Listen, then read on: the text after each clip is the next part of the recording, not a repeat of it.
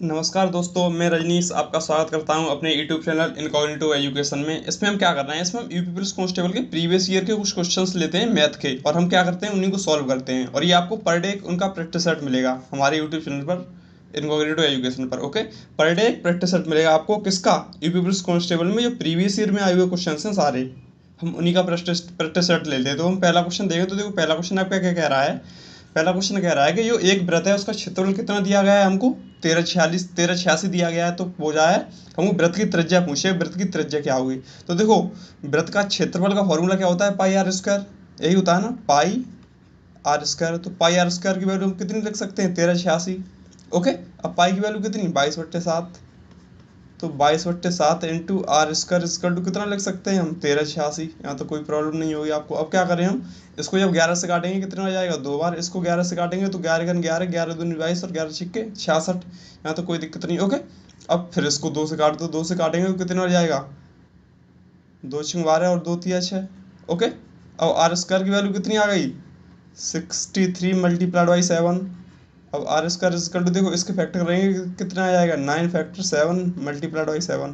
इसके करेंगे फैक्टर 9 के तो कितने आ जाएंगे, 3 × 3 × 7 इक्वल टू कितना आ गया है, आर स्क्वायर। अब देखो, एक फैक्टर ये हो गया, एक फैक्टर ये हो गया, तो आर की वैल्यू कितनी आ गई, 3 × 7 दैट इक्वल टू हम कितना बोल सकते हैं, 21 सेंटीमीटर, मतलब 21 सेंटीमीटर। आपका राइट आंसर आ जाएगा। कौन सा ऑप्शन है, डी ऑप्शन। तो डी ऑप्शन आपका करेक्ट आंसर हो जाएगा। ओके, अब अगला क्वेश्चन देखेंगे। अगला क्वेश्चन आपका क्या कह रहा है, अगला क्वेश्चन आपके लिए है। अगला क्वेश्चन कह रहा है कि 15 परिणामों का जो औसत है वो कितना दिया गया है हमको, 21 दिया गया है। उनमें से जो पहले 7 हैं उनका भी 21 है औसत है, और जो अंतिम के 7 हैं उनका भी कितना औसत कितना है, 20 है। तो हमको बोला है कि जो 8वां परिणाम होगा उसकी वैल्यू बताने की, उसकी वैल्यू क्या होगी। ओके, तो हम उसकी वैल्यू निकालने के लिए क्या करेंगे, देखो उसकी वैल्यू निकालने के लिए हम सबसे पहले क्या करें, सबसे पहले तो 15 का जो एवरेज है, देखो AVERAGE, जो 15 का जो हमको एवरेज दिया गया है वो कितना दिया गया है, 21। तो इनका अगर हम टोटल निकालेंगे तो 21 मल्टीप्लाइड बाई 15 करना पड़ेगा। ओके, तो 21 मल्टीप्लाइड बाई 15 करेंगे तो देखो 15×15 और 15×2 30 और एक कितना हो गया, 31। जो टोटल कितना आ गया 15 का, 315। ओके, अब पहले 7 का टोटल निकालें तो क्या करना पड़ेगा हमको, 7 मल्टीप्लाइड बाई 21 ये करना पड़ेगा। तो 7×1 7 और 7×2 14। अब हम अंतिम 7 का निकालें तो क्या करना पड़ेगा, 7 का मल्टीप्लाइड बाई 20 में करना पड़ेगा। तो 7 मल्टीप्लाइड बाई 20 इसको तो कितना हो जाएगा, 140। अब हम क्या करें, पहले के 7 और अंतिम 7 का टोटल निकालने के लिए क्या करना पड़ेगा, इन दोनों को ऐड कर दो तो हमको बीच वाला इसमें से घटाने के बाद मिल जाएगा। तो 7 8 और 2। अब सिंपली क्या करना है हमको, 315 में से कितना घटाना है, 287 घटाना है। तो हमको क्या मिल जाएगा, 8वां परिणाम मिल जाएगा। 8वां परिणाम क्या होगा, तो 8वां परिणाम कितना हो जाएगा, देखो कितना हो जाएगा, 28।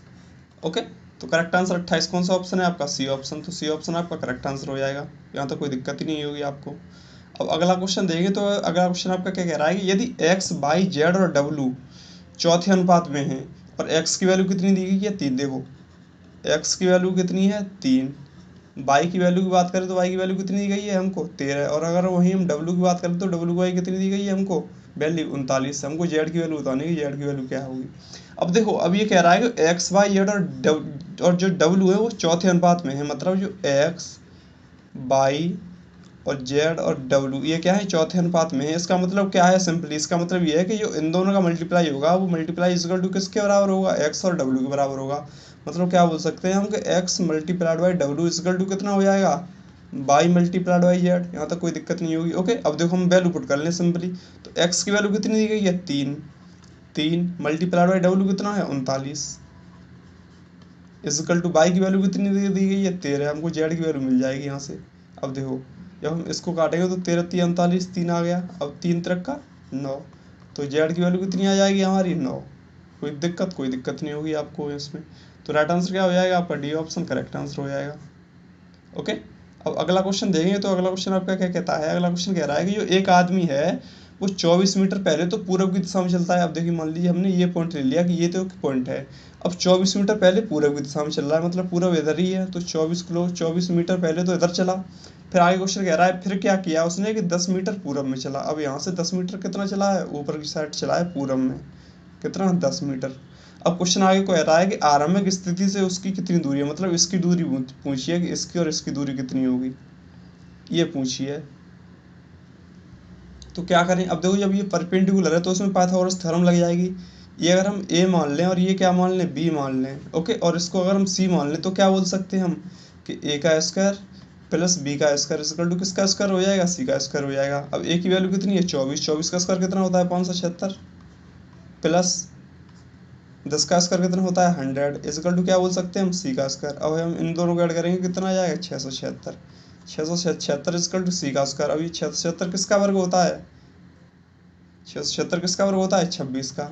तो जो सी की वैल्यू वो कितनी आ जाएगी 26, शॉर्टेस्ट डिस्टेंस कितनी आ गई 26 centimetre, okay sorry 26 metre, metre में दी गई है ना 26 मीटर। कौन सा ऑप्शन है, सी ऑप्शन। तो सी ऑप्शन आपका करेक्ट आंसर हो जाएगा, ओके, कोई प्रॉब्लम नहीं होगी इस क्वेश्चन में आपको करने में।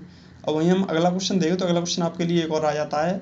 अब अगला क्वेश्चन देखें तो अगला क्वेश्चन कहता है कि एक सामान्य बेलन की त्रिज्या क्या होगी जिसकी ऊंचाई कितनी दी गई है हमको 21 सेंटीमीटर दी गई है, और जो वक्र पृष्ठीय क्षेत्रफल है वो कितना दिया गया है हमको 1386 दिया गया है। तो हमको क्या बताना है, हमको त्रिज्या बतानी है कि त्रिज्या। तो पहले तो वक्र पृष्ठ क्षेत्रफल का फॉर्मूला क्या होता है 2πr/h, यही होता है ना 2 इंटू पाई आर और एच, ये होता है, सही बात है, यहाँ तो कोई दिक्कत नहीं होगी। जब हम ये निकालें इसका टू कितना दिया गया है हमको 1386 दिया गया है, ओके 1386 दिया गया है। अब क्या करें, हमको पाई की वैल्यू पुट कर लो तो 2 इंटू पाई की वैल्यू कितनी 22/7, और हमको क्या दिया गया है हाइट दी गई है कितनी 21 into r into 21 equal to कितना लिख सकते हैं हम 1386। यहाँ तो कोई दिक्कत नहीं होगी आपको, ओके। अब देखो फिर से इसको 11 से काटेंगे कितना हो जाएगा 2 बार, इसको 11 से काटेंगे तो 11 × 11, 11 दूनी 22 और 11 छिक्के 66, इतने बार चला गया। इसको 7 से काटेंगे तो 7 × 21, 3 आ गया, ओके। इसको जब 3 से काटेंगे कितना हो जाएगा 3 चौक 12 और 3 दूनी 6, ओके। 2 से काटेंगे कितने आ जाएगा 21 बार, और फिर इसको 2 से काट देंगे कितने आ जाएगा 10.5 सेंटीमीटर। तो आर की वैल्यू है वो, आर की वैल्यू कितनी आ गई 10.5 सेंटीमीटर, देख लो आ गया, एक ही लाइन में क्वेश्चन आ गया आपका आंसर। कौन सा आया ऑप्शन आपका ए ऑप्शन। तो ए ऑप्शन आपका करेक्ट आंसर हो जाएगा कि जो आर की वैल्यू है जो रेडियस है वो कितनी आ जाएगी 10.5 सेंटीमीटर, ओके। अब अगला क्वेश्चन देंगे तो अगला क्वेश्चन आपका कहता है कि अजय ने ₹90 में 18 संतरे खरीदे और 105 में 15 संतरे की दर से बेच दिए, तो उसको कितने % का लाभ हुआ है, हमको ये पूछा है कि उसको कितने % का लाभ हुआ। तो हमको लाभ प्राप्त करने के लिए पहले हम पर संतरे का मूल्य निकाल लेते हैं ना। देखो क्या आएगा, जो 90 संतरे हैं वो कितने रुपए में उसने 18 रुपये में खरीदे हैं, ओके। तो एक संतरे का मूल्य निकालने के लिए हम क्या करेंगे 90/18, तो 18 पंजे 90, मतलब 5 रुपये पर ऑरेंज की दर से उसने खरीदे हैं। अब बेचे कितने के हैं 105 के, कितने बेचे हैं 15, तो एक का मूल्य निकालने के लिए क्या करना पड़ेगा 105/15, तो कितना आ जाएगा 7 रुपये पर संतरे, है ना, सही बात है। अब देखो हम इसमें बोल सकते हैं कि उसने 5 रुपये का एक संतरा तो खरीदा और बेचा कितने का 7 रुपये का एक संतरा बेचा, तो 5 रुपये पर कितने लाभ हुआ है 2 का लाभ हुआ है। तो परसेंटेज का, परसेंटेज में पूछा है ना, परसेंटेज में कितने का लाभ हुआ, मतलब क्या है 100% पर कितने का लाभ होगा। तो उसको ये 5 से काटेंगे कितने हो जाएगा 20 बार, जब इन दोनों को मल्टीप्लाई करेंगे तो 2 × 20 इक्वल टू कितना हो जाएगा 40%। तो आपका करेक्ट आंसर कितना हो जाएगा 40%। कौन सा ऑप्शन है डी ऑप्शन। तो डी ऑप्शन आपका करेक्ट आंसर हो जाएगा, ओके, कोई दिक्कत ही नहीं होगी इस क्वेश्चन को भी करने में आपको। अब अगले क्वेश्चन आपके लिए एक और आ जाता है। अब अगला क्वेश्चन कह रहा है एक बल्ले और गेंद का जो मूल्य है वो किस रेशियो में दिया गया है 9:5 में दिया गया है। बल्ले का मूल्य गेंद के मूल्य से कितना 380 रुपये अधिक है। तो हमको पूछा है कि जो गेंद का मूल्य होगा वो गेंद का मूल्य क्या होगा। अब देखो एक बॉल है, ओके, और क्या है एक, सॉरी ये बैट है और एक क्या है बॉल, ओके। इनका जो रेशियो वो कितना है 9:5 दिया गया है। अब क्वेश्चन कह रहा है कि जो बल्ले का मूल्य है वो गेंद के मूल्य से कितना 380 अधिक है।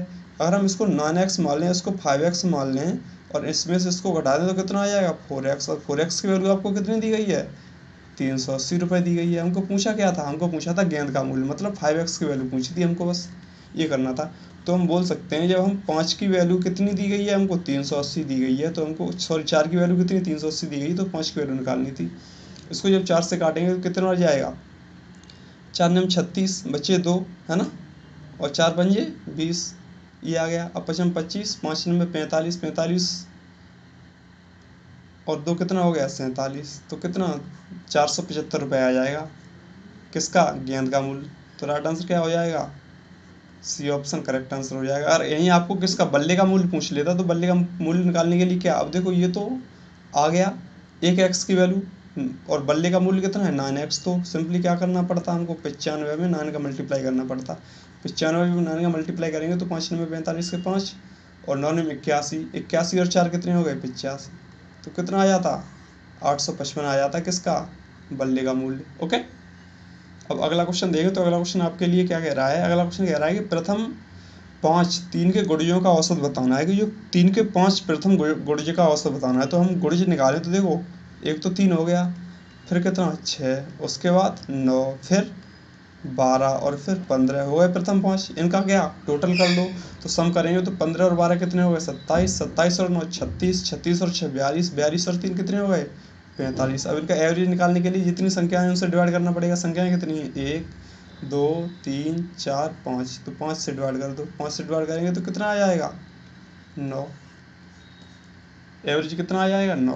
करेक्ट आंसर कितना आ जाएगा 9, बी ऑप्शन करेक्ट आंसर हो जाएगा। अब देखो एक तो रहा ये आपका सिंपल सा कि आपने सिर्फ सभी को ऐड किया और उसके बाद में क्या कर लिया डिवाइडेड बाई जितनी संख्याएं थी उसका डिवाइड कर दिया तो आपका एवरेज निकल आया। अब हम शॉर्ट ट्रिक देखें तो इसकी तो शॉर्ट ट्रिक क्या करेंगे, देखो जब बोल रहा है कि 3 के गुणज हैं मतलब क्या है कि इन सभी का जो डिफरेंस होगा वो बराबर होगा। देखो इन दोनों में भी 3 का डिफरेंस, इन दोनों में भी 3 का डिफरेंस और इन दोनों में भी 3 का डिफरेंस और इन दोनों में भी 3 का डिफरेंस आपको दिखाई दे रहा होगा। जब सेम डिफरेंस होना दी गई संख्याओं में तो जो बीच वाली संख्या होती है वो एवरेज हो जाती है। देखो इसमें बीच वाली संख्या क्या थी 9 थी ना, तो एवरेज 9 आ गया था। इसमें तो बीच वाली संख्या क्या हो जाएगी 9। ऐसे आपको ये पूछे कि 2 4 6 8 10 12 14 और 16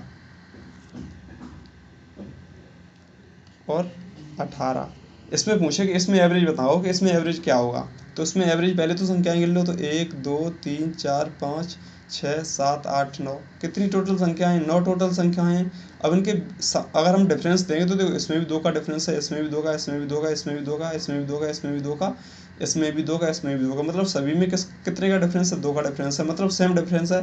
तो जो बीच वाली संख्या होगी वो क्या हो जाएगी सम हो जाएगी, सॉरी बीच वाली संख्या क्या हो जाएगी एवरेज हो जाएगी। तो इधर से एक काटी, इधर से एक काटी, इधर से एक, इधर से एक, बीच वाली संख्या निकाल रहे हैं हम। ओके, इधर से एक, इधर से एक, बीच वाली संख्या क्या आ गई 10।